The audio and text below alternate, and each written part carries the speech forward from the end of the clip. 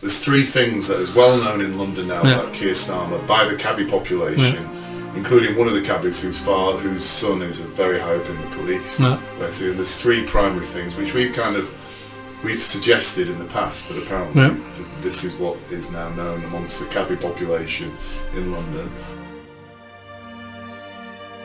So the taxi drove into the city, but the city was empty. It was nearly empty, basically. And when I arrived there, the guy I was going to see, he said, the city's now deserted on Friday, everybody's working from home. Oh, right. He said all the local cafes have to shut and stuff. It's terrible. It's like a desert.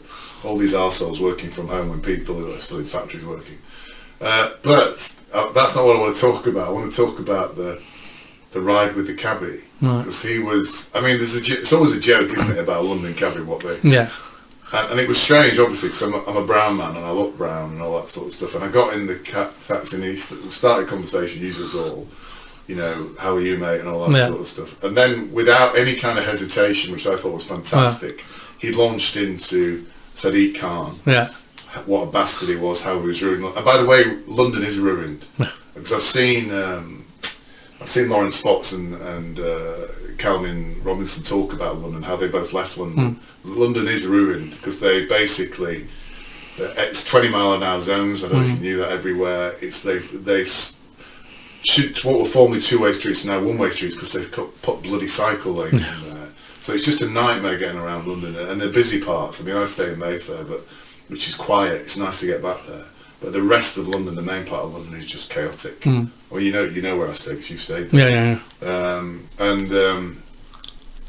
So this Cabbie just launched into this long diatribe about London, how Sadiq Khan had he said Sadiq Khan doesn't understand the traffic because he's driven around in a convoy.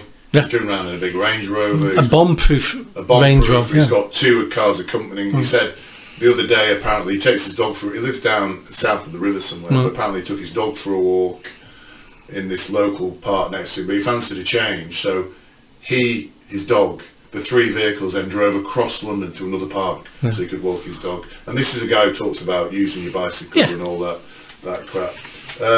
So he talked about Sadiq Khan, talked about Kier Starmer. So he said amongst the London Cabbies, it's very well known what's going to happen or what Kier Starmer, and this is, can I say this is what he alleges, Nick? You know, so what this guy alleged, and I'm not going to tell you who he is or what his cab number is, you'll have to torture me. There's three things that is well known in London now about Kier Starmer by the Cabbie population, including one of the Cabbies whose son is very high up in the police. Basically, and there's three primary things which we've suggested in the past, but apparently this is what is now known amongst the Cabbie population in London. One, that Kier Starmer and his wife separated. Heard that story, The second is that he has a child out of wedlock. That's what everyone's talking about. And the third one is that he's a bisexual. Heard that one as well. And he's been having an affair with Lord Ali. So this guy said this is the reality of what's happening with Kier. By the way, he didn't know anything who I was or what I was. You didn't get any carry on.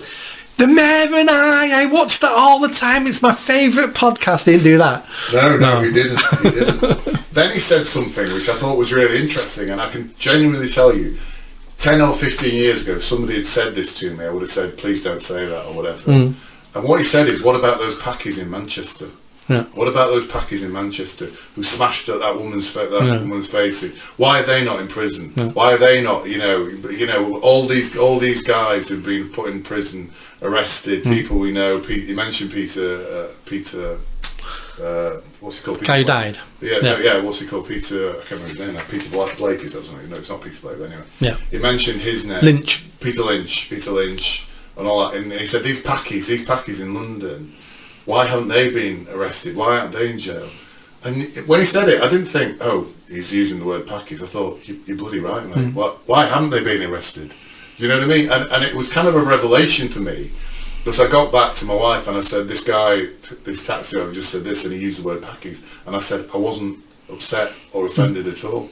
Because I actually thought, yeah, he's right. They should have been. I mean, forget his terminology.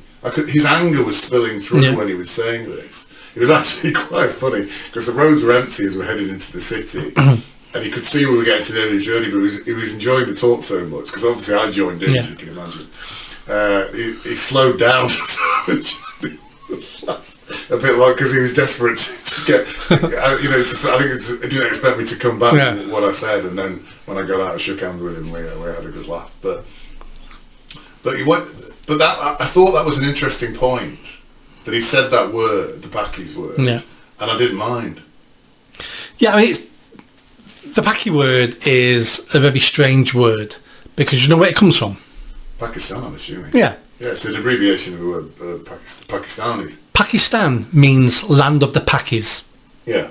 So when Pakistani people came over in the 50s and 60s, they called themselves Pakis. Oh, right. Yeah. That's why we call them Pakis, because they call themselves Pakis. Yeah. Because Pakistan is the land of the Pakis. Paki is their ethnic tribe.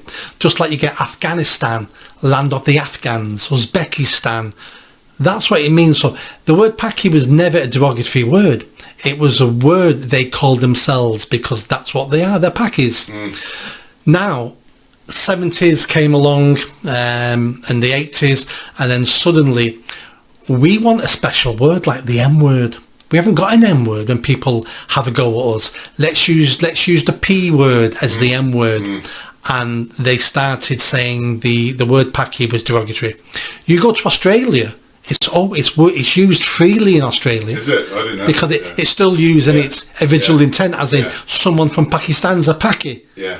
But it's changed its meaning over here, and it was done on purpose to, a bit like Islamophobia, they wanted a word